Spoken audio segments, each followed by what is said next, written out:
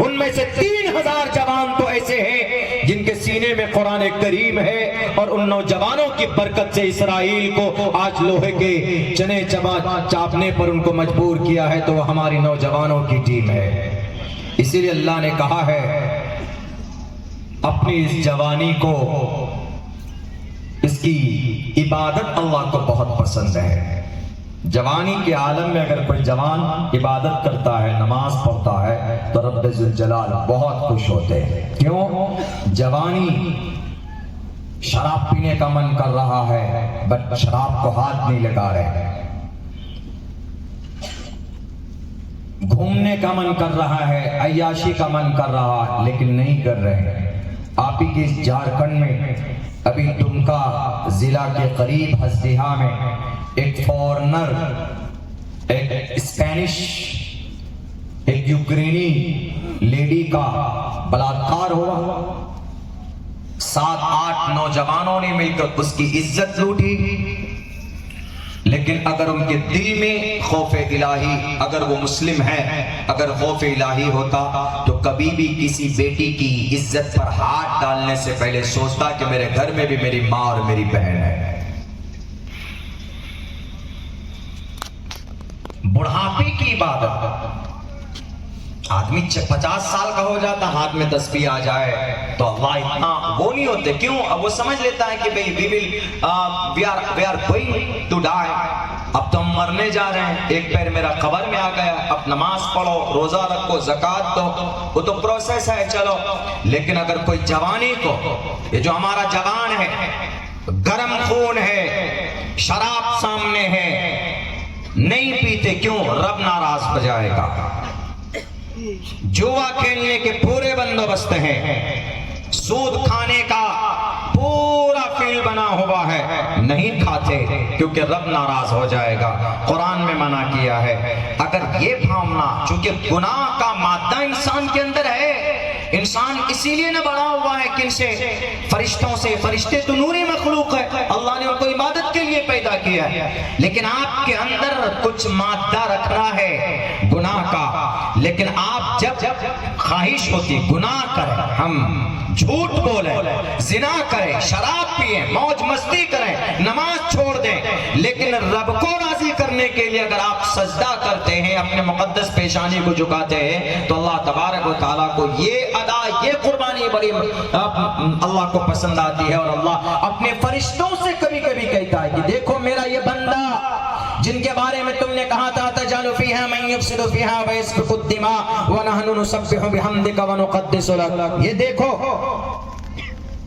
डर रहा है, मेरी रजा के लिए काम कर रहा है, फरिश्तों को गवाह भी बनाते हैं और शान खुश होते हैं फरिश्तों के सामने में। रब्बे जुल जलाल कहता है कि देखो तुमने बताया था ना, ये फसाद करेगा, खून बहाएगा, झूठ बोलेगा, शराब पिएगा, लेकिन देखो मुझसे डर कर मेरी भक्ति कर रहा, ये देखो।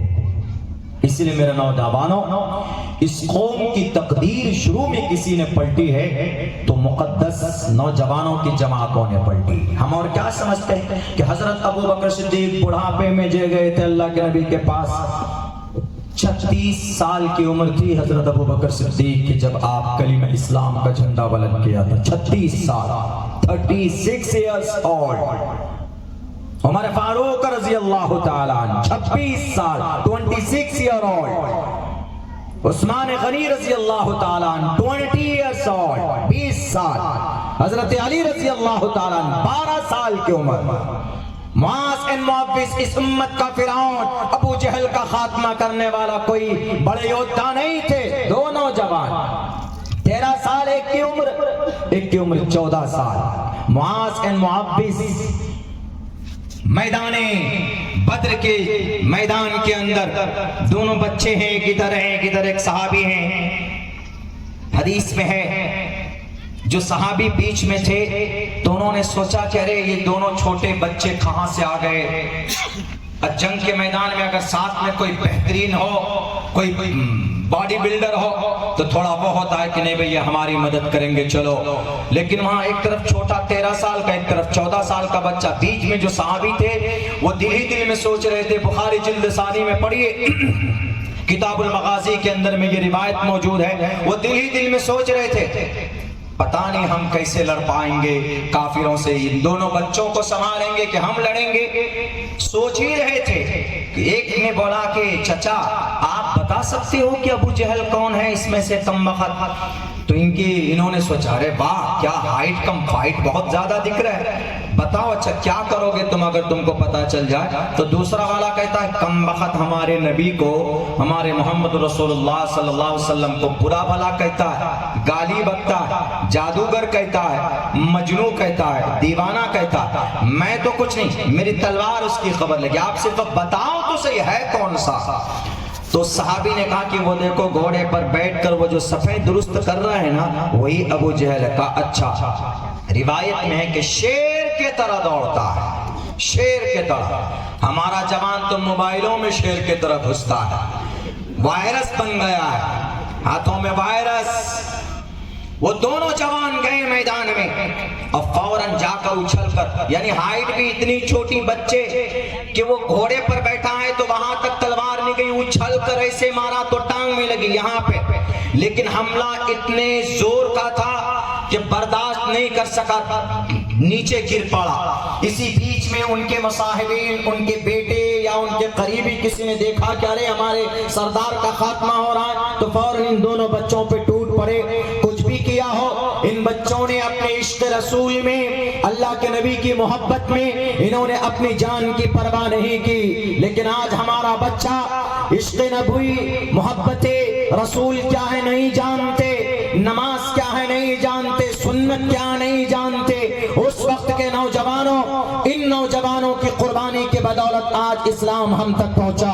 उन दोनों बच्चों के ऊपर कुफार हमला करने लगे। एक की तो गर्दन कट गई थी, वहां से उस मैदान से निकाला गया, उनके चुंगल से निकाला गया है। लेकिन इन दोनों नौजवानों ने जो हिम्मत दिखाई, बिलाखिर जंग का फैसला होता है, आखिर के अंदर में अबू जहल मारा जाता है। इस उम्मत के फिरौन के खात्मे के लिए अगर किसी ने कदम बढ़ाया था तो दो मासूम बच्चे थे जिनकी उम्र 13 और 14 साल थी। आज हमारे नौजवानों के हाथों में जहां कुरान करीम का नुस्खा होना चाहिए वहां बड़े बड़े मोबाइल थमा दिए गए। जहां हमारे नौजवानों के हाथों में तस्बीह के दाने होने चाहिए थे वहां क्रिकेट का बॉल थमा दिया गया। जहां हमारे नौजवानों के हाथों के अंदर में हमारे कुरान के सितारे होने चाहिए थे वहां हमारे नौजवानों के हाथों के अंदर क्रिकेट का पल्ला थमा दिया गया है। सोशल मीडिया, आपका दिमाग, आपकी दिलो दिमाग जहां पर अल्लाह की याद से सरसार होना चाहिए था वहां आज हमारे नौजवानों के दिलो दिमाग के अंदर सलमान खान, शाहरुख खान की जिंदगी बसा दी गई। इन हिजड़ों की, इन बहरूपियों की, इन्होंने कौम के जवानों को ये तबाह कर रहे, बर्बाद कर रहे हैं। कहते हैं कि मोटिवेशन मिल रहा, खाक मोटिवेशन मिल रहा, डुप्लीकेट तुम्हारा सीन होता है। तुम एक सीन को लोगों के सामने पेश करने के लिए करोड़ों रुपए खर्च करते हो, सामने कुछ और होता है, अंदर में कुछ और होता है। रियल लाइफ के अंदर रियल अगर किसी की कैरेक्टर है तो हमारे नबी पाक अलैहिस्सलातु वस्सलाम की कैरेक्टर है। मेरे भाइयों, इस भारत के अंदर जिसे आज ग़ज़वे हिंद के नाम पर मिर्ची लगी हुई है, इस ग़ज़वे हिंद को वजूद में लाने वाला कोई मर्द मुजाहिद था तो उनका नाम मोहम्मद बिन कासिम अस्सक़फ़ी था, जो 711 ईस्वी के अंदर वजूद में आया। कौन था मोहम्मद बिन कासिम अस्सक़फ़ी? 17 साल की उम्र का नौजवान था जो हिंदुस्तान के राजा ताहिर का खात्मा किया था, उनके गुरूर को तोड़ा था, उनके तकब्बुर को तोड़ा था। मोहम्मद बिन कासिम को देखकर राजा ताहिर ने कहा कि you are like my child, तुम तो मेरे बच्चे लगते हो। मोहम्मद बिन कासिम, उन्होंने कहा कि मेरी हाइट पर मत जाना, मेरी फाइट जबरदस्त है, आओ मैदान में पता चलते हैं। वलीद बिन अब्दुल मलिक के हुक्म से हज्जाज बिन यूसुफ के भांजे या भतीजे थे मोहम्मद बिन कासिम। उम्र कितनी थी? सिर्फ 17 साल की उम्र। जवान, शाबुन नशा फी इबादतिल्लाह फहुवा फिल जन्नह वक़ाल फ़ित्यतुन आमनू बिरब्बिहिम वज़िदनाहुम हुदन वरबतना अला क़ुलूबिहिम। राजा दाहिर कहता अच्छा ठीक है, बहुत ज्यादा कॉन्फिडेंस है, इतना कॉन्फिडेंट पर्सन, जाओ और अंडरटेकर जाकर खात्मा करो, इसको हटाओ, इसको, इस मक्खी को हटाओ। ऐसे जुमले हैं उनके, इस मक्खी को हटाओ जरा मेरे सामने से। मोहम्मद बिन कासिम आए मैदान में, घोड़े से उतरे, नीचे आओ, करो हमला करो। हमला किया जाता है। तेज तर्रार थे, जवान थे, हट्टे कट्टे थे, तेजी थी, फौरन पलट कर वार करते हैं। उनके वार से तो बच जाते मोहम्मद बिन कासिम, लेकिन इन्होंने जो वार किया है वार मिस नहीं हुआ। तलवार जो मारी है तारीख में है, तारीख फरिश्ता पढ़िए आपको पता चलेगा।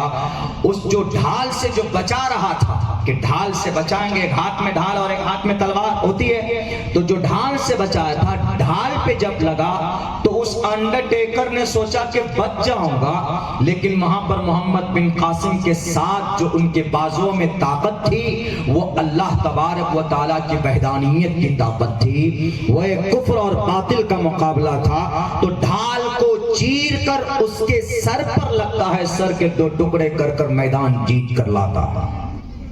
वो थे मोहम्मद बिन कासिम अस्सफ़ी रहमतुल्लाह अलैह। उसी जंग को ग़ज़वे हिंद कहा जाता है। अक्सर उलमा ने यही तहक़ीक़ पेश की, अक्सर उलमा मतलब 75% उलमा ने यही तहक़ीक़ पेश की है कि वही उस जंग को ग़ज़वे हिंद कहा गया जिसका हदीस में जिक्र है, जिसका नाम लेकर ये गेरवे रंग के बाबा न हाथ न पैर ये बेपेंदी लोटे में हिंदू भाइयों से उन तक मेरी आवाज़ पहुंची तो आप बुरा मत मानिएगा, इसलिए कि वो यती नरसिंह आनंदी आपका भी धार्मिक आदमी नहीं है। क्यों? शास्त्र के खिलाफ बयानबाजी करता है, श्रीमद् भगवत गीता जानता तक नहीं, अनाप शनाप बकता रहता, मंत्र का गलत तर्जमा करता। ईश्वर ने क्या कहा, उसके क्या उद्देश्य है, मनुष्य विषय क्या है, इस पर कभी चर्चा नहीं करेगा। बस दारुल देवबंद को तोड़ दो सैनिक को ले जाकर, क्योंकि वहां पर ग़ज़वे हिंद की तैयारी है। गधे को पता भी नहीं कि ग़ज़वे हिंद अब से कई सौ साल पहले उसका वजूद हो चुका है। हमारे अक्सर उलमा किराम ने तहक़ीक़ पेश कर दी है कि जो नसई और मुस्नद अहमद के अंदर जो हदीस है, अल्लाह के नबी अलैहिस्सलाम की ग़ज़वा, एक लड़ाई होगी हिंदुस्तान के अंदर में, और उस ग़ज़वे में जो भी शरीक होगा वो सबसे बड़ा शहीदों में उनका नाम होगा, शुहदा की लिस्ट में, बड़े शुहदा की लिस्ट में उनका नाम होगा। और फिर ये बशारत थी, आज उसी को जोड़ दिया दारुल देवबंद से। ये दारुल देवबंद में ग़ज़वे हिंद की तैयारी, ग़ज़वे हिंद की तैयारी, ग़ज़वे हिंद की तैयारी, बुलडोजर से बुलडोज कर दो, बुलडोजर से तोड़ दो। याद रखो, बुलडोजर पर गबर घमंड मत करो। अल्लाह का बुलडोजर चलता है तो फिर दुनिया की कोई बुलडोजर सामने नहीं टिक सकते। अल्लाह का बुलडोजर इतना बड़ा है कि जब कौम को तबाह करना हुआ तो कोई उपदेश आदेश की जरूरत नहीं है। वो बुलडोजर हजरत जिब्राइल अमीन की बुलडोजर एक पर सिर्फ जमीन के नीचे दिया था, कौम लूत को तबाह करना था तो साथ में आसमान पर ले जाकर पटक दिया गया था। आज 5 साल के ये कुर्सी में बैठते हैं, बुलडोजर, बुलडोजर का नाम दे दिया जाता है। वो देखो मेरा बुलडोजर दिख रहा है, खाक दिख रहा है। जानवरों के नाम पर इंसानों का घर बर्बाद करते हो, जानवरों के नाम पर इंसानों की बस्तियों को तोड़ते हो। ये कौन सा न्याय इंसाफ है? हजरत उमर फारूक है, हजरत इमाम हुसैन रज़ियल्लाहु ताला है। इमाम हुसैन का एक नाम अबुल मसाकीन है। मेरे मुसलमानों, नाम नहीं जानते हो अबुल मसाकीन, एक लक़ब उनका अबुल मसाकीन का भी है। क्यों? इसलिए कि हजरत इमाम हुसैन रज़ियल्लाहु ताला रात को कंधे के ऊपर अनाज और खजूर और जितने भी जौ डालते थे, खुद से, अपने खादिम को भी नहीं, खुद से उठाकर डालते थे और बस्तियों में जाकर के घूमते थे कि कौन से घर के अंदर चूल्हा नहीं जल रहा है तो फौरन उसके घर के दरवाजे के बाहर रख देते थे कि भाई यहाँ से बच्चे की रोने की आवाज आ रही है, फौरन समझ लेते थे और फिर उनको मदद दिया करते थे। इसीलिए इमाम हुसैन रज़ियल्लाहु ताला अन्हु का एक नाम अबुल मसाकीन था। ये थे काम करने वाले इंसानों के। एक तो घर नहीं बना के दे सकते आप, और जिनका घर बना हुआ है तो घर तोड़ करके जानवरों का घर बना रहे हैं बेवकूफ लोग। तो इसीलिए इस तरह का नजरिया रहेगा। भारत के हम उन इख्तिदार में बैठे हुए लोगों से कहना चाहते हैं, देश कभी भी तरक्की नहीं कर सकता, नहीं कर सकता। हमारी नस्ल को तुमने दंगाई बना दिया, हमारे नस्ल को तुमने उनके दिमाग में नफरत कूट कूट करके भर दिया। कोई लेना देना नहीं है पढ़ने पढ़ाने से, कोई लेना देना नहीं कि शास्त्र में क्या कहा गया? हिंदू भाई की जवान, जितने भी हमारे हिंदू भाई हैं, हिंदू नौजवान हैं, उनके दिमाग में इतनी नफरत है कि शास्त्र का तर्जमा भी अलग अलग बता दिया गया। बहुत पहले की बात है, लखनऊ से हमारा आना था, ट्रेन के अंदर में कुछ लोग नमाज पढ़ रहे थे। चलो भाई नमाज पढ़ रहे हैं, अब नमाज का टाइम हो गया, तबलीगी जमात के लोग होते या कोई भी है, सफर में है, नमाज का टाइम हो जाए, मुनासिब जगह मिल जाए तो भाई आप नमाज पढ़ सकते हैं, इबादत कर सकते हैं। भारत का संविधान ने आपको परमिशन दिया हुआ है, कहीं पर भी आप अपनी ईश्वर की पूजा कर सकते हैं, आप नमाज पढ़ सकते हैं, आप अजान दे सकते हैं, आपको कोई बंदिश नहीं। तो वो जब नमाज पढ़ने लगे तो कुछ नौजवान बैठे हुए थे वहीं पे, उन्होंने देखा और उन्होंने कहा कि अच्छा, ये मौलाना लोग तो ट्रेन के अंदर जिहाद शुरू कर दिए। उन्होंने कहा अच्छा, इनको कैसे चढ़ाएं। उन्होंने शुरू कर दिया पढ़ना, वो जय हनुमान ज्ञान गुण सागर, जय कपीस देहु लोक उजागर, रामदूत अतुलित बलदामा, अंजनी पुत्र पवन सुत नामा। एक दो लाइन पढ़ते थे चुप हो जाते थे, एक दो लाइन पढ़ते थे चुप हो जाते थे। हमारे कान में आवाज पहुंची, हम भी वहीं बैठे हुए। आज की बात बताऊं, आज जो गीतांजलि एक्सप्रेस में मैं बैठा, सीट नंबर 4 AC 3 में सीट नंबर 4 पे हम बैठे, लोअर बर्थ है, बैठे। खड़गपुर में एक टीका लगाकर ब्राह्मण होंगे वो आए, उनकी बीवी आई, मोहतरमा आके बैठे। इत्तेफाक से मेरा पैर उनको लग गया, उनके पैंट में लग गया। तो क्या बोलता है कि मौलाना थोड़ा पैर आपका इधर। मैंने कहा ठीक, सॉरी आपको लग गया, मैं थोड़ा नींद में हूँ इसीलिए ऐसा हो गया। मैंने कहा ऊपर जाके सो सकता हूँ क्या? तो क्या बोलते हैं, नहीं आप यहीं बैठिए, ऊपर मेरी सीट है। तो हमने कहा चलो। मैंने कहा क्या बहस करूँ ट्रेन में, मैं बैठा रह गया। उसके बाद मेरे पैर में जूते हैं तो सामने उनका बैग रखा हुआ था, लगा भी नहीं। उन्होंने कहा कि मौलाना आपका पैर जूते में बैग में लग रहा है, जरा बचा। मैंने कहा कि बहुत ज्यादा इनके अंदर कूट कर किसी नफरत भरी दिल के अंदर सरस। माथे की तरफ देखा तो टीका लगा हुआ था। मेरे हिंदू भाइयों, अगर आप तक मेरी आवाज पहुंच रही तो सुनिएगा, देखिएगा उसका बिहेव क्या है। मैं तब भी कह रहा हूं कोई बात नहीं, मैं कोशिश करता हूं भाई मेरा पैर न लगे। AC 3 में एक AE आया। AC 3 में पहले जो AC 3 का था, दूसरा आया उसका और थोड़ा नीचे करके दिया है, तो उसमें स्पेस कम होती, थोड़ी सी कम होती, बैठेंगे तो टांग लग जाए। मैंने सोचा भाई जलसे वाले का कुछ भला हो जाए, हम क्यों खामखा AC 1 का टिकट बनाए, इसी में चले जाएंगे बैठ के 2-2.5 घंटे में। तो बार बार उसका लग रहा था। तो मैंने कहा चाचा मैं जानता हूं आप किस चीज से, आपको मेरे पैर से, मेरे जूते से नहीं है, आपको असल में शायद किसी और चीज से तकलीफ है, आप कुछ और। हमने कहा कि आप ब्राह्मण हैं? उन्होंने कहा कि हाँ। हमने कहा कि शूद्रो ब्राह्मणतामिति ब्राह्मणश्चैति शूद्रताम क्षेत्रियो याति विद्रत्वम विघातरीच्यम तथेच च स एक एवात्रपति परजानाम कथम पुनर्जति कीर्त परभेदा। ऐसे कर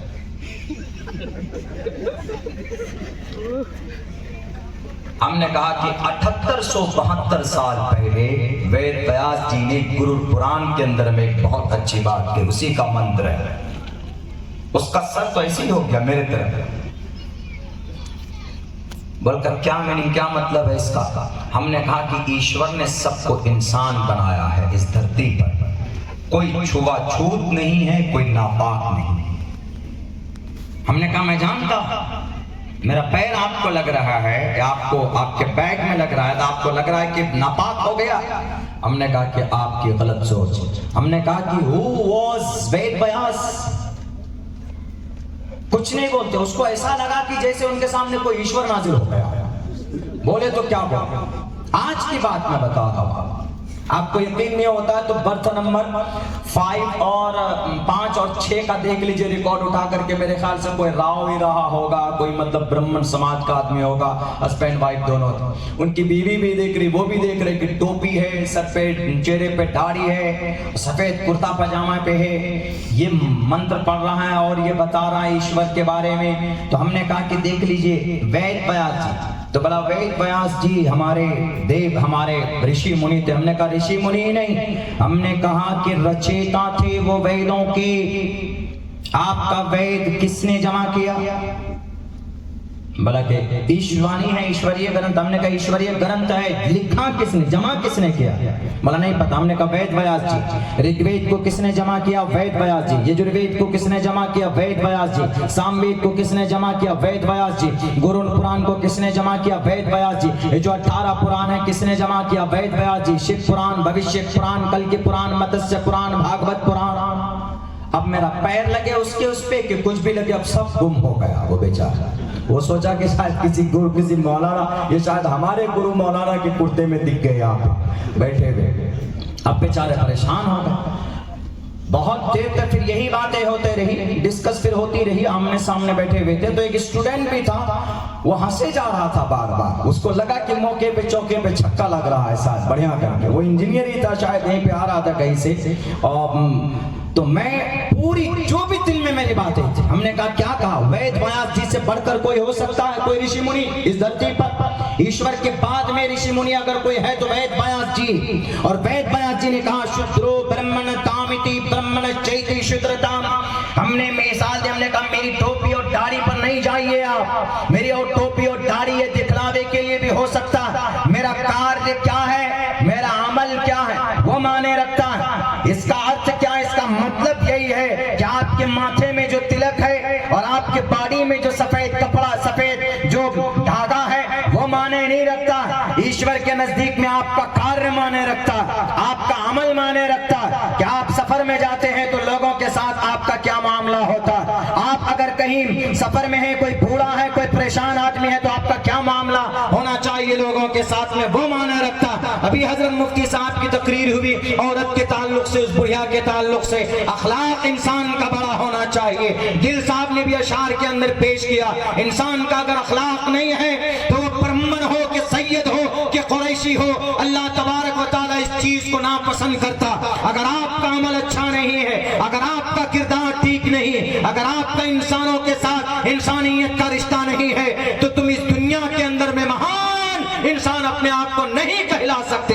इसीलिए कि पंडित दयानंद सरस्वती जी ने भी अपनी किताब में ये बात कही है, खुले लफ्जों के अंदर कहा है, मातरमान पितरमान छारियावान पुरुषो वैदहा, कि जब ढंग से तालीम हो माँ बाप के दरवाजे पर, जब बाप भी उसकी सही तरबियत करे, जब उस्ताद भी सही तरबियत करे, जब इन तीनों जगहों पर तरबियत होती है, तब एक महान इंसान वजूद में आता है। और महान इंसान की पहचान ये है कि हिंदू हो कि मुसलमान हो, क्रिश्चियन हो कि अंग्रेज हो कि हबशी हो, ईरान का हो कि अफ्रीका का हो, गोरा हो कि काला हो, कोई भी हो, हमारे नबी पाक अलैहिस्सलातु वस्सलाम ने खुले लफ्जों के अंदर में कहा है, साफ साफ लफ्जों के अंदर कहा है कि इस धरती के ऊपर कोई किसी गोरे को काले पर, काले को गोरे पर, अमीर को अमीर को गरीब पर, गरीब को किसी और पर फजीलत नहीं होती।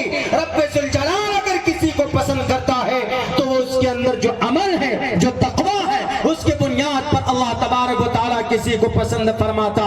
इन्ना अकरमकुम इंदल्लाहि अत्काकुम, अल्लाह को पसंद वो है, तुम में सबसे ज्यादा पसंदीदा अल्लाह के नजदीक वो होगा जिसका अमल अच्छा होगा। हमने कहा कि गुरुजी क्या कहा वैद व्यास जी ने, ये जो आप कर रहे हैं ना, हमारे पैर लग गया यहाँ पे, ये चीज आपकी लग गई, आपकी मेरे बैग में टच हो गया। हमने कहा नापाक मैं भी नहीं हूँ, आप भी नहीं है। बोला कैसे मौलाना, नापाक तो शूद्र तो नापाक है। हमने कहा कि बिल्कुल गलत सोच। हमने कहा शूद्र का गलत तर्जमा आप लोगों ने किया है। शूद्र नापाक नहीं होता। शूद्र के बारे में जो लफ्ज है कि शूद्रो ब्राह्मण तामिति, एक शूद्र, ब्राह्मण मतलब ऊंचा, ऊंचे खानदान। अल्लाह के नबी के बारे में भी ये लफ्ज इस्तेमाल हुआ है संस्कृत के अंदर में, शंबल गराम गुख्य ब्राह्मण खानदान में, मतलब ऊंचे खानदान में नबी पैदा होंगे। तो यहाँ पर जो ब्राह्मण है, शूद्र, छोटे तबके का आदमी, नापाक नहीं तर्जमा करेंगे। पंडित केवल आनंद जोशी, मैंने हवाला दिया, मैंने कहा पंडित केवल आनंद जोशी, बोला कौन है? हमने कहा कि जिन्होंने मनुस्मृति का ट्रांसलेशन किया है। आपको ये भी नहीं पता, यकीनन वो तो शायद आज रात में सोएगा बेचारा, तो वह आज उनको मौलाना की शक्ल में कोई पंडित जी नजर आएगा, टोपी और दाढ़ी वाला पंडित जी नजर आएंगे उनको। तो खैर हमने कहा कि पंडित केवल आनंद जोशी जी तर्जमा करते हैं कि शूद्रो ब्राह्मण तामिति, एक नीचे तबके का, हमने कहा कि यही तर्जमा है, नीचे तबके का, नापाक नहीं है, नीचे तबके का आदमी। और नीचा तबका मतलब नीची जमात, नीची जमात मतलब नीचे छोटा खानदान। इस्लाम में भी है खानदान छोटा बड़ा हो सकता है। वो जानना तुम शुरूबम व क़बाइल लिताअरफ़ू इन्न अक्रमकुम इंदल्लाहि अत्क़ाकुम, इसी आयत की शुरुआत के अंदर में है कि अल्लाह ने कबीले बनाए, अल्लाह ने अलग अलग जमातें बनाए। भाई ये सैयद है, ये कुरैशी है, ये फला है, ये फला है। किस लिए? तारुफ के लिए, पहचान के लिए। इस बिरादरी से है, ये ईरानियुन नस्ल है, ये हबशियुन नस्ल है, ये भारतीयुन नस्ल है। एक मिसाल देकर समझा रहा हूं, समझाने के लिए, गर्व के लिए नहीं। I am Syed, I am Qureshi, हम सैयद हैं तो हम ही डॉन हैं। डॉन साहब सैयद है तो डॉन है, किसी से झुकेंगे नहीं। अगर सैयद हैं आप, अच्छी बात है, निस्बत आपकी बड़ी है, लेकिन आपका अमल अगर जालिमाना, मुजरिमाना और शराबियाना है तो फिर आपका ये सैयद का जो टाइटल है ना, ये और भी आपके लिए वबाल जान बन जाएगा। क्यों? नबी की जिंदगी देखिए, अल्लाह के नबी अलैहिस्सलातु वस्सलाम के हर मोड़ पर साथ देने वाले कौन? ख्वाजा अबू तालिब थे कि नहीं थे? नबी की अम्मा का इंतकाल होता, अल्लाह के नबी की अम्मा का इंतकाल 6 साल की उम्र में, परवरिश करते हैं उनके दादा अब्दुल मुत्तलिब, 8 साल की उम्र में उनका इंतकाल हो जाता। अब कौन है? कोई तो है नहीं समाज में। तो उस वक्त अल्लाह के नबी की किफालत और अल्लाह के नबी की उनकी सरपरस्ती के लिए अब्दुल मुत्तलिब देते हैं उनके अपने बेटे अबू तालिब को, ख्वाजा अबू तालिब को। ख्वाजा अबू तालिब की सरपरस्ती में जनाब मोहम्मद रसूलुल्लाह तकरीबन 40 से 42 साल तक रहते। लेकिन बइख्तिलाफ रिवायत कहा जाता है कि ख्वाजा अबू तालिब ने इस्लाम कबूल नहीं किया। ख्वाजा अबू तालिब ने मोहम्मद रसूलुल्लाह की शरीयत को गले से नहीं लगाया। ख्वाजा अबू तालिब ने मोहम्मद के पैगाम को दिल से कबूल नहीं किया। एक वक्त आता है, ख्वाजा अबू तालिब का इंतकाल होता। ख्वाजा अबू तालिब सैयद थे, सरदार थे। अल्लाह के नबी अलैहिस्सलाम से पहले, आप अलैहिस्सलाम के दादा के इंतकाल के बाद सरदारी मक्कतुल मुकर्रमा की उन्हीं के हाथ में आ गई थी। किसी की हिम्मत नहीं थी कि अल्लाह के नबी के गर्दन तक किसी के हाथ पहुंचे, इसलिए कि ख्वाजा अबू तालिब जब तक जिंदा थे, ना अबू जहल की हिम्मत होती थी, न उतबा की, न शैबा की, न वलीद की, न हंजला की, न मुगीरा की। किसी की जुर्रत नहीं थी कि ख्वाजा अबू तालिब के तरफ, अल्लाह के नबी के तरफ कोई अपना नापाक हाथ बढ़ा सके। ख्वाजा अबू तालिब के पास सिफारिश लेकर पहुंचा करते थे, अपनी शिकायत लेकर पहुंचते थे कि नबी से ये बात कह दो, मोहम्मद से ये बात कह दो, मोहम्मद को इस काम से रोक लो, हम उनके साथ ये करने के लिए तैयार हैं। डायरेक्ट नबी के पास पहुंचना दुश्वार होता था। हर मौके पर, हर मुहाज पर अगर कोई दीवार की तरह खड़ा था, नबी पाक अलैहिस्सलातु वस्सलाम के चाचा ख्वाजा अबू तालिब खड़े थे, सैयद थे, ऊंचे खानदान के थे, सरदार भी थे। लेकिन जब मौत का वक्त करीब आता है तो बइख्तिलाफ रिवायत कहा जाता है कि ख्वाजा अबू तालिब का इंतकाल होता है, जहन्नम चले जाते हैं। वजह इसकी ये थी कि नबी की शरीयत को सीने से नहीं लगाया, नबी की सुन्नत की मोहब्बत उनके दिल में नहीं आई, खुदा की वहदानियत को ओपनली ऐलान नहीं किया। ये भी कहा जाता है कि ये कबूल तो कर लिया था, लेकिन जब अबू जहल और उनके और दूसरे चेले चपाटों ने आकर ये कहने लगा, उनके चेलों ने कहना शुरू किया कि अबू जहल, ए अबू तालिब, अब तुम साबी बन गए हो। अरे तुम तो खुद को शर्म करते, तुम सरदार थे, मरते मरते तुम बददीन होकर मर रहे हो। उस वक्त में आन बान शान बड़ी चीज हुआ करती थी, तो फौरन मुक्त फिर गए अपने दीन से अबू तालिब। इसीलिए कहा जाता इन्नका ला तहदी मन अहबब्ता वलाकिन अल्लाह यहदी मन यशा। अल्लाह के नबी परेशान है, ए चचा आप एक मर्तबा कलिमा पढ़ लीजिए, हम आपकी बख्शिश की जिम्मेदारी मेरी रहेगी। लेकिन यूं कहा जाता है, अल्लाह की तरफ से ऑर्डर आया कि मोहम्मद आप जिसको चाहे हिदायत नहीं दे सकते, मैं जिसको चाहूं उसको हिदायत दे सकता। इन्नका ला तहदी मन अहबब्ता वलाकिन अल्लाह यहदी मन यशा। अल्लाह जिसको चाहेगा उसी को हिदायत मिल सकता है। मेरे भाइयों, कहा जाता है कि अबू तालिब का इंतकाल होता है, मरने के बाद जहन्नम चले जाते हैं। नई सैयद नस्ल के थे, ऊंचे खानदान के थे, सरदारी हाथ में थी, 42 साल तक कोई सरदार नहीं हुआ था। अगर एक लफ्ज बोलते वही हर पे आखिर हुआ करता था। लेकिन वहीं पर एक बहुत कमजोर है पूरी दुनिया में उससे बदसूरत इंसान अल्लाह ने शायद पैदा नहीं किया।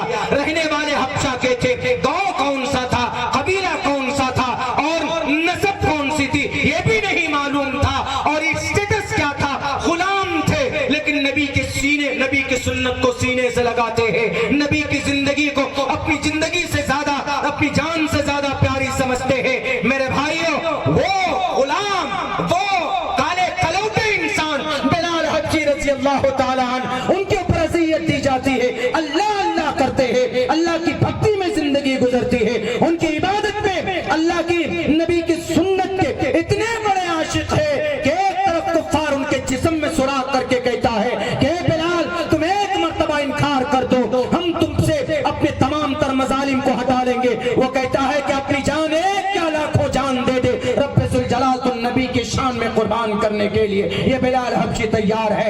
ऊंचे खानदान का नहीं है, कोई बड़ा नाम नहीं है, कोई बड़ा कबीला भी नहीं है, लेकिन यही बिलाल हबशी चलता है मक्का के गलियों में, इनकी चलने की आहट सुनाई देती है जन्नतुल फिरदौस में।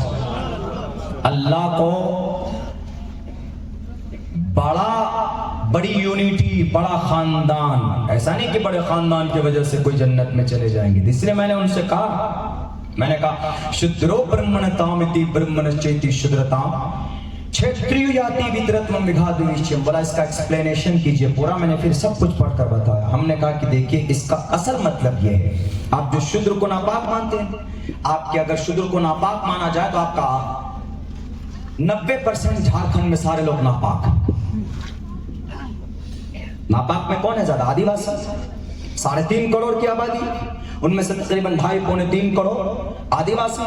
और शुद्ध में कौन आता है? आदिवासी आता है, दलित आता है, एसटी और एससी वही आते हैं। पूरा झारखंड ही नापाक उनके हिसाब से देखे नहीं। इसीलिए खानदान छोटा हो सकता है, एसटी भारत के सिर्फ, हमारे दुनिया के सिर्फ भारत में पाया जाता, दुनिया के किसी और मुल्कों में नहीं है। आदिवासी दलित आपको नहीं मिलेगा कहीं पर भी। इसीलिए कहा गया कि भाई छोटा खानदान, छोटी जमात, शूद्रो ब्रह्मण तामिति, एक छोटी जमात का आदमी बड़ा बन सकता है। शूद्रो ब्रह्मण तामिति ब्रह्मणश्चेति शुद्रता, और ब्राह्मण भी बदलकर शूद्र बन सकता है।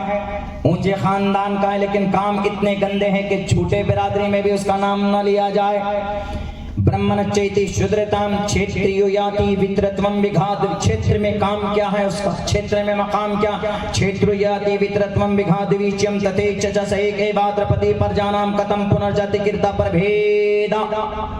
इस धरती पर कोई भेदभाव नहीं होना चाहिए, क्योंकि छोटे तबके का आदमी बड़ा बन सकता है, बड़े तबके का आदमी छोटा बन सकता है। अपने इलाके में उसका काम क्या है लोग उसको जानते हैं। और फिर अगर कोई आदमी सोचता है कि ये नापाक है और ये पाक है, ये पवित्र है, ये अपवित्र है, तो उनको दिमाग से बीमारी दूर करनी चाहिए। क्यों?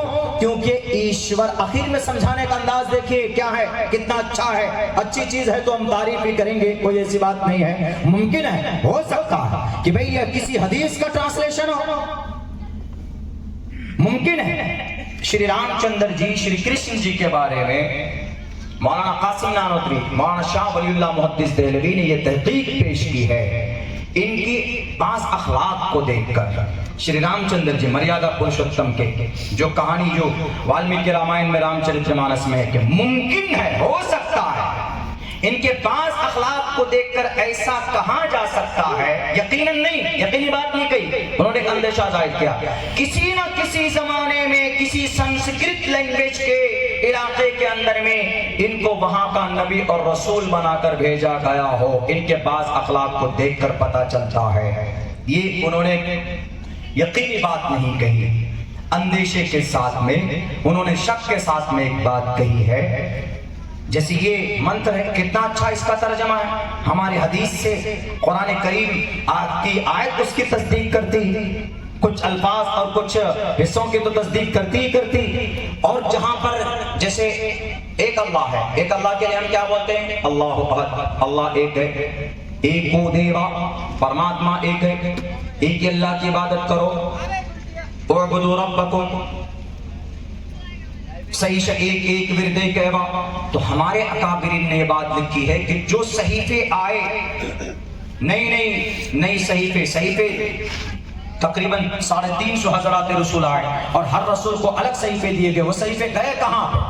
हजरत इब्राहिम, हजरत नूह, हजरत दाऊद, हजरत सुलेमान, इनके सहीफे कहाँ गए? सिर्फ मूसा अलैहिस्सलाम के सहीफे का चर्चा है, ईसा अलैहिस्सलाम के सहीफे का चर्चा है। अल्लाह के नबी अलैहिस्सलाम का सहीफा जो कुरान करीम की शक्ल में है, इसलिए कहा गया मुमकिन है कि उन सहीफों का ये टूटा हुआ जुमला, ये टूटे हुए अकीदे आज वैदों की शक्ल के अंदर में मौजूद हो, उनके अंदर बहुत सारी कमी बेशियां कर दी गई हो। बहरकैफ हम उधर नहीं जाएंगे, हम इतनी बात जरूर कहेंगे कि भाई बहुत अच्छी बातें कही गई है कि आदमी छोटे तबके का हो अपने अच्छे काम से बड़ा हो सकता है, बड़े तबके का हो अपने बुरे काम की वजह से छोटा हो सकता है। जैसे आज दुनिया के अंदर, आज भारत के अंदर ऐसा हो रहा है। एक एग्जाम्पल देता हूँ, एक उदाहरण देता हूँ। एक तो नबी पाक अलैहिस्सलाम की जीवनी का, उनके एक पाकीज़ा सहाबा किराम सहाबी का हमने उदाहरण दिया। एक मिसाल और पेश करता हूँ। कहाँ? भारत के अंदर में एक इंसान है जो शूद्र बिरादरी से आता है, जो चमार खानदान से आता है, लेकिन उनका काम इतना अच्छा है, मेरी तकरीर में आपने शायद कभी सुनी होगी उनके बारे में। उनका काम इतना बड़ा है कि शूद्र से, चमार से उनको देश का बाबा माना जाता है। डॉक्टर भीमराव अंबेडकर, वो कोई ऊंचे खानदान के नहीं थे, वो ब्राह्मण भी नहीं थे, वो ठाकुर भी नहीं थे, वो वैश्य भी नहीं थे, वो क्षेत्रीय भी नहीं थे, शूद्र में नाम आता था, यानी बिल्कुल नीचे तबके में थे, छोटे खानदान में थे। यहाँ तक कि जब उन्होंने पढ़ाई पूरी की है लंदन के अंदर में, तो कोई उनका नाम भी नहीं जानता था। उनका नाम कब से मशहूर हुआ? इस देश का prime minister doctor Pandit Jawaharlal Nehru, जब इस देश को आजाद हो गए, देश को आजादी मिली, अब इस देश को एक कानून की जरूरत थी, एक संविधान की जरूरत थी। तो डॉक्टर पंडित जवाहरलाल नेहरू इंग्लैंड जाते और इंग्लैंड के ऑक्सफोर्ड यूनिवर्सिटी में कहते हैं कि I want to a great person because I have to write down a institution for our country, for our nation. हम अपने मुल्क के लिए कानून लिखना चाहते, हमें एक बड़ा अक्लमंद आदमी दो, जो बड़ा ही ज्यादा शार्प माइंड हो, चालाक हो, समझदार हो, जो दुनिया के हालात से वाकिफ हो और उनकी लिखी हुई संविधान के मुताबिक हम देश की तकदीर बदलना चाहते। वो अंग्रेज ने क्या कहा? अंग्रेज ने कहा why did you come here from India? India से यहाँ क्यों आए? जाओ ना, तुम्हारे मुल्क के अंदर एक बहुत बड़ा महान इंसान है। कहा महान इंसान कैसे है? सारे महान इंसान को हम जानते हैं। उन्होंने कहा उसको नहीं जानते हो। कहा कि जाओ, बहुत पढ़ा लिखा है, बड़ा विद्वान है। कहा कि बताइए कौन है? कहा कि उस शख्स का नाम डॉक्टर भीमराव अंबेडकर। बाबा साहब बाद में पढ़ा, डॉक्टर नाम पढ़ा डिग्री की वजह से। डॉक्टर वो इंजेक्शन डालने वाले डॉक्टर नहीं, डॉक्टर उसी को नहीं बोला जाता। जैसे doctor Manmohan Singh, doctor of philosophy, जो पीएचडी कर लेते हैं, कोई ज्यादा पढ़ लेते हैं तो कोई बैरिस्टर बन जाता है और कोई डॉक्टर बन जाता है, लगा देते हैं। तो ये डॉक्टर भीमराव अंबेडकर। कहा कि क्या चीज अच्छी है उनमें? कहा कि अच्छी है, तुम कितने पढ़े? आई एम लॉयर, हम लॉयर हैं। अच्छा, 2-3 और होगी तुम्हारे पास डिग्री। ये डॉक्टर भीमराव अंबेडकर ऐसा है कि इसके पास 1 नहीं, 2 नहीं, 3 नहीं, 4 नहीं, 5 नहीं, 6 नहीं, 7 नहीं, 8 नहीं, 9 नहीं, 10 नहीं, 11 नहीं, 12 डिग्री है डॉक्टर भीमराव अंबेडकर के पास। जाओ, आकर मिले, रिक्वेस्ट किया जाता है, तैयार हो जाते हैं। 2 साल 11 महीने 8 दिन के अंदर भारत का संविधान लिख करके देते हैं। भारत के अंदर उसी संविधान को इंडियन कॉन्स्टिट्यूशन कहा जाता है, उसी संविधान के तहत ये देश चलता। डॉक्टर भीमराव अंबेडकर है। पता उन्होंने क्या कहा था अंग्रेज को? अरे वो तो शूद्र है। देखिए शूद्र है, कहा शूद्र से क्या लेना देना, तुमको क्वालिटी नहीं चाहिए, तुमको क्वालिटी क्या? कोई दुकान ऐसी होती है कि वहां पर बैठने की जगह नहीं होती, लेकिन चाय अच्छी मिलती है तो जरा रुकें, चाय पिए, चाय बहुत अच्छी मिलती है मौलाना, है कि नहीं? चाय देखते हैं, दुकान नहीं देखते कि छप्पर है, कि टीन है, कि सीमेंटेड है, कि कंक्रीट है, क्या है, नहीं, माल देखते, मटेरियल देखते उसके अंदर क्या। उन्होंने कहा कि भाई तुमको जो चाहिए वो उनके दिमाग में है, उससे बेहतर, उससे बड़ा तुम्हारे भारत नहीं है कोई माए का लाल, नहीं है देख लो ढूंढ करके, किसी माँ ने कोई बच्चा पैदा नहीं किया है जो डॉक्टर भीमराव अंबेडकर से ज्यादा पढ़ा लिखा हो। तो थे शूद्र बिरादरी के, लेकिन अपने काम की वजह से आज भारत की तकदीर लिखने वाला अगर कोई है तो उसका नाम डॉक्टर भीमराव अंबेडकर। बहुत देर तक बहस हुई, आपके टाटा नगर आते आते तक बहस होती रही उससे। आखिर के अंदर में बेचारा मुस्कुरा कर विदा करता है, मुस्कुरा करके, मौलाना बहुत अच्छा लगा आपसे मिल करके, यकीनन मैंने आपके साथ गलत किया है, I am very very sorry, ये लफ्ज है उसके, I am very very sorry for disturbing you, हमने आपको परेशान किया। हमने कहा कि नहीं, आप किसी के साथ इस तरह पेश नहीं करें, ना हमारे लिए अलाव है ना आपके लिए अलाव। बोला क्या कीजिएगा मौलाना, नफरतें इतनी फैला दी गई है। देखिए, और यही जुमला हमारे उन नौजवानों का था जो ट्रेन में मिले थे। वो ट्रेन में जब ये हनुमान चालीसा पढ़ने लगे थे और हमारे जो जमात के साथी नमाज पढ़ रहे थे तो उन्होंने शुरू किया, हम जब उनके पास बैठे हमने कहा कि बेटे हनुमान चालीसा पढ़ रहे? हाँ। बोला इट्स फ्रीडम, हमारा अधिकार है। हमने कहा कोई बात नहीं, अधिकार है पढ़ो, लेकिन you are not allowed to disturb an other passenger, तुम्हारे लिए जायज नहीं है कि तुम किसी दूसरे पैसेंजर को डिस्टर्ब करो। And he is praying their god, वो अपने खुदा की इबादत कर रहे हैं, क्यों उनकी भक्ति परेशान करते? बोला नहीं, हमसे कहा गया है कि जहां पर भी मुसलमान नमाज पढ़ता हुआ मिले उनको परेशान करो, और अगर कुछ नहीं टोपी वाला मिल जाए, गाड़ी में बैठा हुआ मिले तो बस ये नारा लगा दो, जय जय श्री राम, भारत माता की जय। हमने कहा कि ये सब तो गलत है। बोला नहीं, हम को हमारा एक दोस्त सीनियर आता है, वो हम लोगों को बताता है। हमने कहा चलो अच्छा, अगर तुम यकीनन तुमको किसी मुसलमान को देख करके अगर किसी हिंदू भाई को हनुमान चालीसा याद आ जाए तो चलो अच्छी बात है, कम से कम कोई मुसलमान को देखकर तुम्हारा ईश्वर खुदा तो याद आ रहा है, वरना तो सालों हो जाते हैं ईश्वर का नाम नहीं लेते, भक्ति नहीं करते। अल्हम्दुलिल्लाह मुसलमान ही हैं जो कोशिश करते हैं कि भाई 5 वक्त की नमाज अदा करें, मुसलमान ही। हमने कहा कि अच्छा चलो, आज तुम्हारा अंदाजा हो जाता, तुमको हनुमान चालीसा पूरा याद है, पूरे 40 लाइन का है वो, हमको मालूम था कि वो मोबाइल में गूगली करके बैठे, ऐसे गूगल में उसी में पढ़ रहे, जय हनुमान ज्ञान गुण सागर, जय कपीस देव लोक उजागर, उसे पढ़े जा रहे। हमने कहा पढ़ो दूसरे को, वो बोला हमको इतना याद है मौलाना, ये पढ़ के सुनाएगा। वो बोलेता बोलता जय हनुमान ज्ञान गुण सागर, जय कपीस देव लोक उजागर। तीसरा वाला बोलता है, वो भी रुक जाता, पता नहीं हमको भी आते हैं, उसको कहो। हमने कहा कि अभी तो बड़े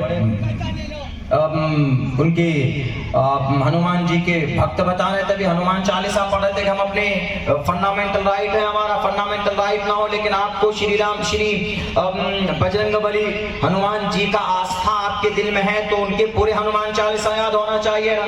हम सूरह फातिहा पर हमारा आस्था अकीदा, पूरे सूरह फातिहा सुना दूंगा, और आयतुल कुर्सी पर है आयतुल कुर्सी सुना दूंगा, पूरे कुरान पर हमारा अकीदा, पूरा कुरान सुना दूंगा। एक नॉर्मल मुसलमान जो यकीनन जिसको कुरान से शरीयत से मोहब्बत है, कम से कम 1 2 3 4 सूरतें तो याद ही होती है। सूरह इखलास सुना सकता है, सूरह फातिहा सुना सकता है, आयतुल कुर्सी सुना सकता है, सूरह रहमान सुना सकता है, और सूरह वाक़िया सुना सकता है। सूरह वाक़िया तो हर मुसलमान को देखकर पढ़ना आना चाहिए। अगर आपके घर के अंदर में फाका है, तंगदस्ती है, पैसा कमाते हैं लेकिन बरकत नहीं होता है, आपके घर के अंदर में इधर से लाते इधर चला जाता है कि मौलाना रात तकरीबन 4:30 बजे कोलकाता के हाईवे पर एक लड़का ब्लैक रंग के स्कॉर्पियो लेकर के हमें देखा, हम चाय के लिए रुके थे, वहां पर एक शेर पंजाब एक रेस्टोरेंट है, हम लोगों को खीर बहुत पसंद है, जब जाते हैं प्रोग्राम करके तो खीर खाते हैं, तो वहीं रुके, खीर खा के गाड़ी में बैठ रहे थे तो फौरन गाड़ी बैठ किया, एकदम आकर के बोला मौलाना आपका टाइम चाहिए हमको। हमने कहा कि तुम कौन भाई? बोला मैं सलमान हूँ, आपसे मिलना चाहता हूँ। हमने कहा क्यों, वजह क्या है? बोला मौलाना 10 करोड़ रुपए लगा चुका हूँ अपने बिजनेस में, 1.5 करोड़ रुपए के नुकसान से हम जा रहे हैं, क्या करें, क्या वजह है, कैसे करें? तो हमने कहा कि अच्छा ये बताओ कि क्या कारोबार है? उन्होंने कहा कि पहले हमारा कारोबार कुछ और था, अभी कुछ और है। हमने कहा खुलकर बताओ क्या कारोबार है? उन्होंने कहा कि हमारा सूदी कारोबार है। अब बताइए। हमने कहा इसको बंद कर दो, अल्लाह ने चाहा तो कुछ दिनों के अंदर में रिकवरी हो जाएगी, और सच्चे दिल से तौबा करोगे तो इंशाअल्लाह तबारक व तआला तुमको जरूर अल्लाह तबारक व तआला बरकतें अता फरमाएगा। तुम तौबा करो सच्चे दिल से, जरूर तुमको अल्लाह बरकत देगा। तो आदमी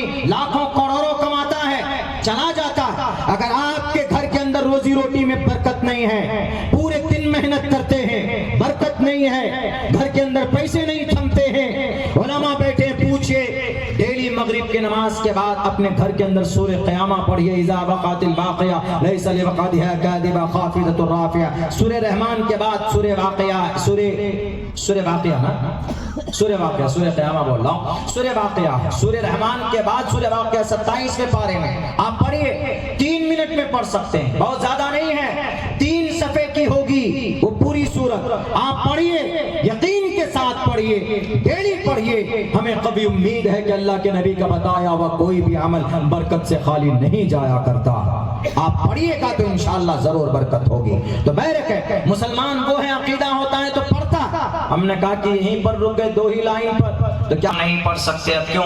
हमें याद ही नहीं है। हम लोग तो मजबूर हो जाते हैं। हमारा एक सीनियर आता है संडे को, वही कहता है कि पढ़ो, वही कहता है कि पढ़ो, लेकिन हम लोग क्या करें, मजबूर हो जाते हैं। इसीलिए हमने सोचा कि ये मौलाना लोग नमाज पढ़ रहे हैं ट्रेन में, अपने घर में क्यों नहीं पढ़ते हैं, इसलिए इनको थोड़ा परेशान करो।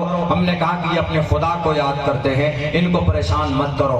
हमने कहा कि भाई तुम्हारे हनुमान चालीसा को मैं पढ़ता हूँ, मैं जरा पढ़ता हूँ, तुम जरा नोट करो। जय हनुमान ज्ञान गुण सागर, जय कपीस देहुलो को उजागर, राम दूध अतुलित बलधामा, अंजनी पुत्र पवन सुतनामा, कंचन वरन वराज सुवेशा, कानन कुंडल कुंचित केशा। हनुमान चालीसा के 6 लाइन पढ़े मैंने, उसका तर्जमा क्या? हमने कहा इसके अंदर में पता है, कुमति निवार सुमति के संगी। हमने कहा इसका क्या तर्जमा है? इसका तर्जमा ये है कि हनुमान जी भी उनकी मदद करते हैं जिनके दिमाग में भूसा भरा हुआ नहीं है, जिनकी सोच अच्छी है। कुमति निवार, जो दुष्ट लोग होते हैं, नफरती लोग होते हैं, निवारण करते हैं उनका, खात्मा करते हैं उनका हनुमान जी। सुमति के संगी, जो अच्छी सोच का होता उसका संग देते हैं, के संगी उसके साथ हो जाते हैं। हमने कहा कि आप नौजवान जितने भी ये काम कर रहे हैं, ये गलत कर रहे हैं। श्री हनुमान जी कभी भी हनुमान चालीसा पढ़ने की वजह से आपके खुश नहीं होंगे, आपके इस हरकत की वजह से। बोला मौलाना ये तो कुछ नहीं है, आपके कुरान में जो आयतें हैं ना, उन आयतों के खिलाफ ये देखिए लिटरेचर। तब उन्होंने एक पर्चा निकाला, उस पर्चे के अंदर में कहीं लिखा था फख्तुल मुशरिकीन हैसु वजदतमुहुम, कहीं लिखा था वअइदू लहुम मस्ततातुम मिन कुव्वा, कहीं पर लिखा हुआ था कि फकुलू मिम्मा गनिमतुम, कहीं पर लिखा हुआ था या अय्युहन नबिय्यु हर्रिज़िल मुमिनीना अलल क़िताल, कहीं पर कुछ लिखा हुआ। यानी 24-25 आयतें लिखी हुई थी और उन सब के तर्जुमे में एक लफ्ज बढ़ाया हुआ था, एक लफ्ज। तर्जुमा ठीक था पूरा, लेकिन एक दो लफ्ज बढ़ा देता था। फकुलू मिम्मा गनिमतुम का क्या तर्जमा किया हुआ था? फकुलू मिम्मा गनिमतुम का असल तर्जमा क्या है? गनीमत का जो माल मिले उनको खाओ, ये लिखा। लेकिन उन्होंने क्या तर्जमा किया? हिंदुओं से माल लूटो और खाओ। ये देख लीजिए, हर सब में वअइदू लहुम मस्ततातुम मिन कुव्वा, तैयार रहो अपने दुश्मन के खिलाफ, तैयार रहो उन दुश्मनों के खिलाफ जिन्हें तुम नहीं जानते। किससे? घोड़े से, अपने आलात से, हथियार से। ये तर्जमा है मुतलक, लेकिन क्या तर्जमा करता है उसका? वअइदू लहुम मस्ततातुम मिन कुव्वा, हिंदुओं को मारने के लिए तीर तलवार तैयार रखो। और क्या तर्जमा? फकुलू, ये या अय्युहन नबिय्यु हर्रिज़िल मुमिनीना अलल क़िताल, मोमिनों को तुम्हारे नबी उभारते हैं हिंदुओं के मर्डर करने के लिए, उनका नरसंहार के लिए। देखिए बोला मौलाना ये देखिए, हमने कहा कि ये तो सरासर झूठ है। ये लफ्ज़ हिंदू कहाँ से आया? कुरान में कहाँ हिंदू लिखा हो? फकुलू मिम्मा गनिमतुम में हिंदू कहाँ? वअइदू लहुम मस्ततातुम में हिंदू कहाँ? या अय्युहन नबिय्यु हर्रिज़िल मुमिनीना अलल क़िताल में हिंदू कहाँ? दिखाओ। तब वो बोलता है कि नहीं मौलाना, ये तो आप ही जानेंगे, आपकी अरबी है, लेकिन हमें तो इतना बताया गया है कि इनके अंदर देखो मुसलमानों का कुरान है, ये हिंदुओं को मारने की बात कर रहे हैं। तो बताओ तुम्हारे इस देश के अंदर मुसलमान तुम्हें अपना दोस्त बना सकते हैं क्या? नहीं बना सकते। जिसकी किताब में इतनी जरे भरी हुई हो, ऐसा जहन बनाया जा रहा है, ऐसा। तब हमने कहा कि ये तो गलत है। बस आर यू स्टूडेंट? बोला हम सब के सब स्टूडेंट हैं मौलाना। We are not able to Hanuman Chalisa and we are not able to tell you from the beginning to the end the whole Hanuman Chalisa because we are student. हम स्टूडेंट, हमको कोई लेना देना नहीं, लेकिन हमारा एक सीनियर संडे को आता, छुट्टी रहती, आता है तो हम लोगों को ग्रुप बना करके बताता है ऐसी ऐसी बात है। अब यही बांट के जाता, हम लोग क्या करें, हम तो यही समझते हैं। हमने कहा इसीलिए एक मंत्र पढ़कर सुनाता। मैंने उनसे कही, मैंने कही कि श्रीमद् भगवत गीता के अंदर 7वें अध्याय का ये मंत्र है, पढ़ो। बहुनाम जन्मनामन्ते ज्ञानवान माम प्रपद्यते वासुदेवा सर्वमिति समहात्मा सुदुर्लभः। श्री कृष्ण जी ने कहा है कि कोई भी बात किसी के कहने पर नहीं, बल्कि उनको शास्त्र में खोलो, शास्त्र में पढ़ो, क्योंकि शास्त्र में जो बात कही गई है ईश्वर की तरफ से कही गई है। हम अपना अकीदा तो नहीं पेश कर सकते थे, वहाँ उन्हीं की किताब पढ़कर जो अच्छी बात थी वो समझा रहे थे, तो और से सुनता है, और से जैसे आज वो गर्दन टेढ़ी हो गई उनकी, वैसे गौर से सुनते। तो हमने उनको कहा कि देखिए क्या कहा कि किसी के कहने पर नहीं, उलझ जाओ, समझ में ना आए तो आप शास्त्र को खोलो, और शास्त्र के अंदर अच्छी बातें लिखी गई है, और जिसके अंदर शास्त्र की बातों का ज्ञान आ जाता है। बहुनाम जन्मनामन्ते ज्ञानवान माम प्रपद्यते वासुदेवा सर्वमिति समहात्मा, वो इंसान महात्मा बन जाता है जो ईश्वरीय ज्ञान को प्राप्त कर लेता है। और जब उसको ज्ञान आ जाता है तो उसको परेशान नहीं करना चाहिए। दूसरे मंत्र के अंदर कहा गया है खुले लफ्जों में, जिसके अंदर ज्ञान आ जाए वो जो गुरु ज्ञानी हो उसको भी कभी डिस्टर्ब करना नहीं चाहिए। साफ लफ्जों में कहा गया रुद्र वो गिरीवा अशरीत पिशाच अब ब्रह्मादुविशोजहि। हमने उनको कहा कि अब आपको समझना है, ये जो कुरान करीम की आयत के बारे में तर्जमा आप पेश कर रहे हो कि भाई आपके कुरान में गलत है, हमने कहा सेम यही चीजें आपके वेद में है। बोला हमारे वेद में ये चीज मारने काटने की बात, हमने कहा हाँ, हमने कहा मारना काटना हिंदू के लिए कुरान में नहीं है, मुतलक है। जैसे तर्जमा तुमने क्या किया कि हिंदुओं को मारने के लिए तलवार घर में रखो, यही तर्जमा है ना, हालांकि गलत है। इसका तर्जमा यह है